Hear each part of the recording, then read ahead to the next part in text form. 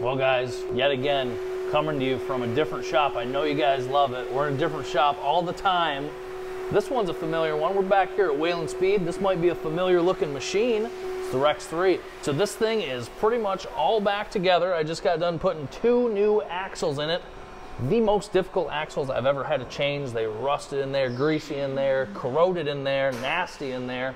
I think that was because I saw a Facebook post of some guy saying that he was taking his axles out and putting anti-seize on them as maintenance, and I said, joke was on me. So anyways, it's all back together, new axles on all 4 corners, skid plates on from factory UTV, you know that.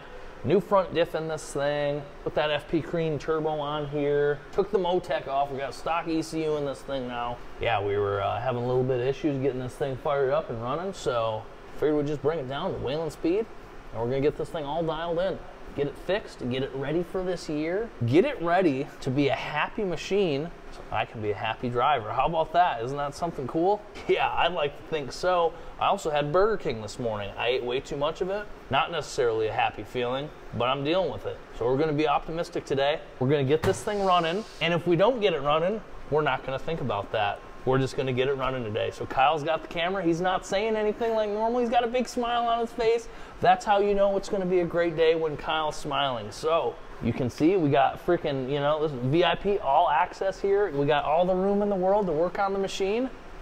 So we're gonna do some testing. Whelen guys got the Buds Can-Am factory scan tool. We're gonna hook that up. We're gonna see some numbers. We're gonna see some values. We're gonna see a bunch of cool stuff, guys. So I'm hoping this thing's gonna be running pretty soon. I'd like to buy the guys here pizza because, well, they deserve it, honestly. So let's just do a little diagnostic. All right, guys, so we've got a bunch of different DTCs in this thing. Bunch of injector codes that are shorted, wastegate actuator shorted to ground, engine oil pressure sensor stuck, camshaft position sensor not plausible, tons of different codes. Those are all P codes, so for the engine. And then I've had these codes for the smart shocks for a while. This is for the acceleration sensor, like the G sensor, and then this is like the ride height sensor.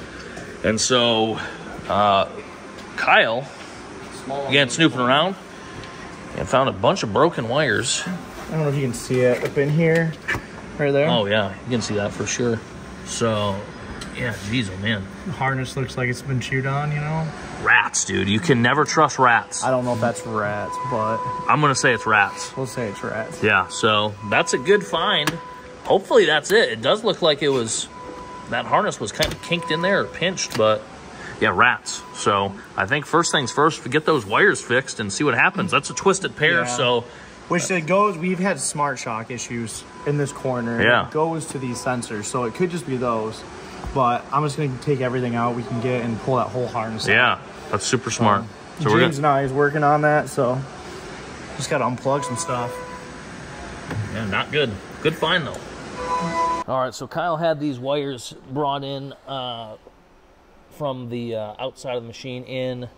So I think the next step is we're just gonna crank this over. You know, now that these wires aren't pinched together, shorting out, we're gonna crank it over and see actually if it'll fire. So obviously it's not right with these connectors just being open, but with them not being shorted now, all separated from one another, maybe it'll fire up. I don't know, it's hard to say, but hopefully. Yeah. All right, let's hit this thing. Oh, the battery's dead. Shocker. That's normal. Yeah, that is normal. All right, we'll hook this charger back up. Yeah, this battery I don't think is too happy, so. No. This machine just in general isn't too happy. It doesn't want to run this year. Don't want to be driven. I mean, we've been cranking on it. I mean, we've had this battery charger on it, and then we ran the battery back dead. Yeah. So. All right, we'll try it again, I guess. All right, we put a different battery in this, so we're gonna see if it'll take off. Oh, let me pull the key.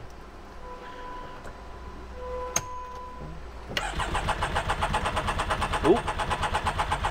No. Nope. Hit that again. I want to see the fuel pressure on this thing.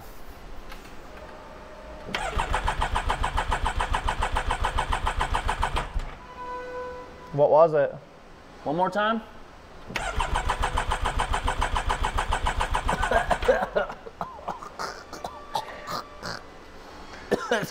It seems like it's getting fuel. Like there's... I mean, it's trying. I mean, we've sprayed some ether in it. I think the ether would have been pumped out by now. I would think. Yeah, what does it smell like? It smells like...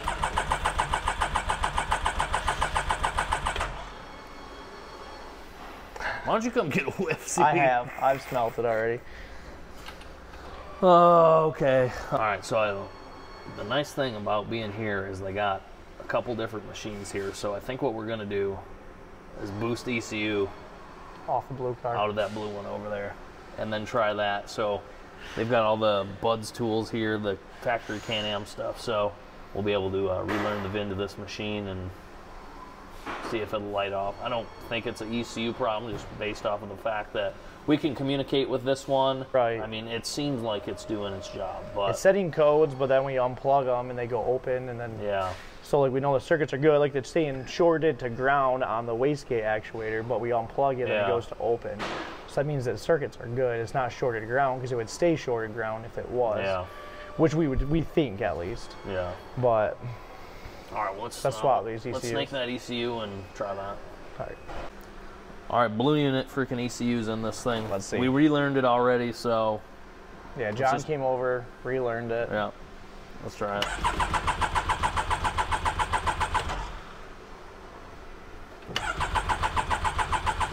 Ugh. What the freak? Oh. So I think, okay. So before we took this thing all apart, still had the Motec on it. Maybe we should go get the Motec and try that.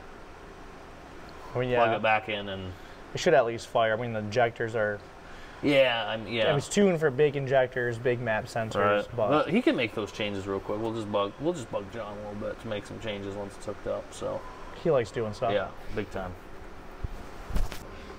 All right, so what was the results? Yeah, so we tried the Motec, and it's still not working. Beginning to get frustrated, so I don't know.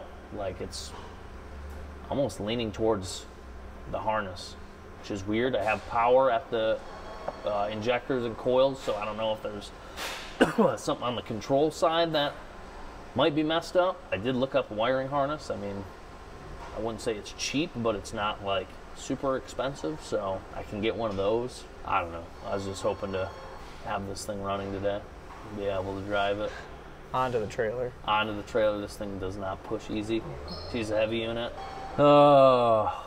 I mean, we've checked the ground. They're hooked up. I mean, I feel like we've pretty much checked everything. I mean, besides tearing into the harness, like taking the loom off. Right. Which it's not just loom, it's literally like a cloth tape. Yeah. We'd have to pull the whole harness out just to go through it. Yeah. How's that Foo Fighters song go? If the Rex 3's getting the best, the best, the best, the best of you. It's a true song. I mean, yeah, those guys knew what they were talking about when they sung that. So I'm gonna go put this back in my truck, maybe, and we're gonna do some more thinking. But I mean, it was good that we found this stuff right here. Hopefully that takes care of the Smart Shocks issues. That was annoying. I really want to hear this thing run today, though. So we're going to brainstorm a little bit offline, see what we can come up with. Well, it's a couple days later, and unfortunately, Rex 3 is still not running, but I think we've got this thing figured out as to what is holding us up to get this thing back on the trail, get this thing back on the dunes, get this thing back doing some cowboy-like stuff, because it's been a while. So, and also as a bonus, 2 different shops in one video, guys. How about that? I know you guys like that. Big fan of it. I get it. I brought out a bunch of sophisticated electrical equipment, and by that, I mean power probe, meter, Noid lights, some electrical test leads, another test light, a ratchet, a push pin tool, grabby fingers, and my brain, which I don't know if that's quite sophisticated or not, but I've been doing a lot of thinking, and this has kind of proved to be one of those things where you get going on it. It's kind of difficult to figure out. You start testing some stuff, and then you kind of overlook some stuff. So when I got this thing back here, I figured I'm kind of going to start from scratch and start testing some fuses. Well, I take that back. The first thing I did is I went and grabbed my Noid light set from the other shop, and I was trying to check to make sure the injectors are getting pulsed. Just wanted to verify that because we didn't really have the a Noid light at Wayland's. We just had a new injector and it wasn't turning on. So I just wanted to verify that. The Noid light wasn't turning on, so I figured I'd just go back and kind of check things again. And I found that the ignition and injector fuse was blown. So that injector and ignition fuse just blows like when you're cranking it over. I tried isolating it down to like specific circuits. Like I had all of the injectors unplugged, all of the coils unplugged, and then I just plug one in and crank it over and crank it over and crank it over. And it seems like you need multiple plugged in for it to blow. So it didn't really tell me anything, but yeah. I think what ended up happening is when we were testing the ECU from the blue car in this and also the Motec, the fuse was already blown. So that's why we weren't getting the new injector to turn on. That's why it wasn't running. I think strictly because of that fuse being blown. I think had we changed that fuse with those two ECUs hooked up, probably would have heard this thing run. So I've kind of come to the conclusion that it's a bad ECU. There's other weird things that's going on with it now, like the fuel pump doesn't prime at all.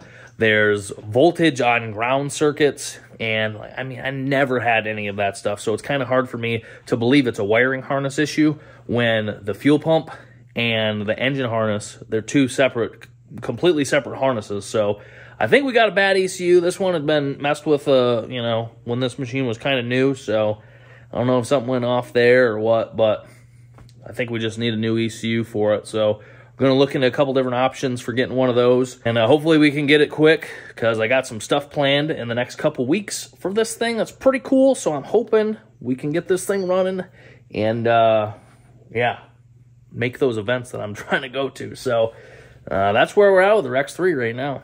So we're going to be optimistic that a new ECU is going to take care of this thing, get all the fuses replaced. I mean, I blew like 4 of those things when I was testing it.